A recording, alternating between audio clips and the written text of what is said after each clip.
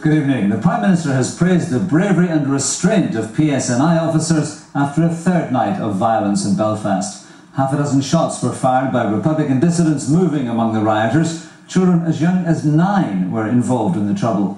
The father of a police officer who was badly hurt in Ardoyne during Monday night's disorder has criticised police tactics. He says they should have arrested at least some of the troublemakers. BBC Newsline's Julian O'Neill reports.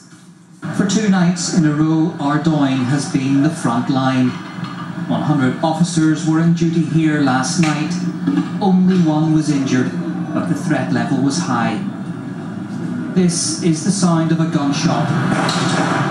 The bullet struck a metal post. Witness the reaction as an officer readies his weapon, fearing further attack.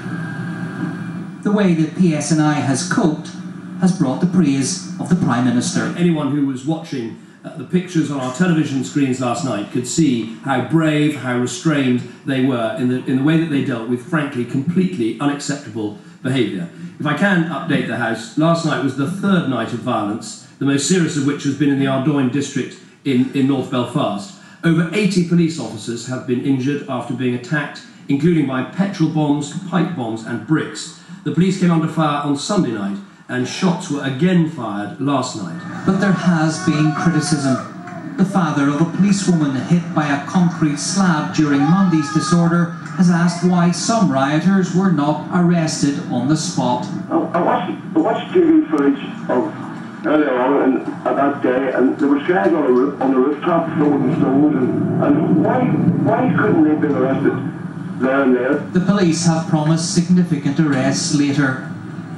What's been witnessed here is recreational rioting mixed in with dissident attacks. Well, it's clear that there are those that are trying to exploit this situation to pursue their own sinister, violent agenda, and it's clear that they have no qualms whatsoever about using children as cover.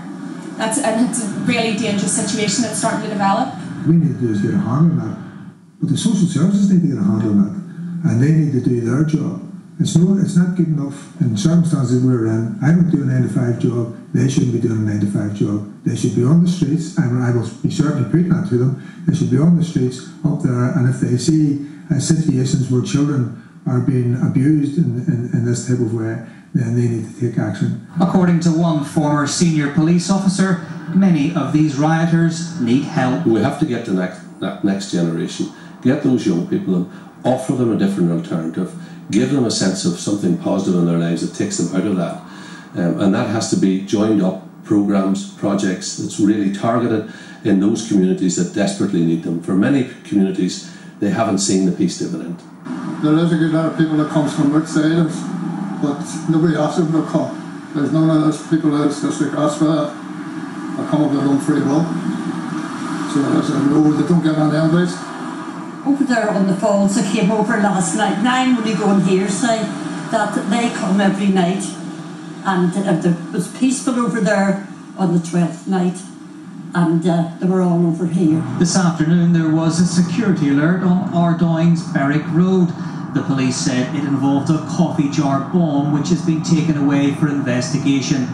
A number of searches have also been carried out. Julian O'Neill, BBC Newsline, Belfast.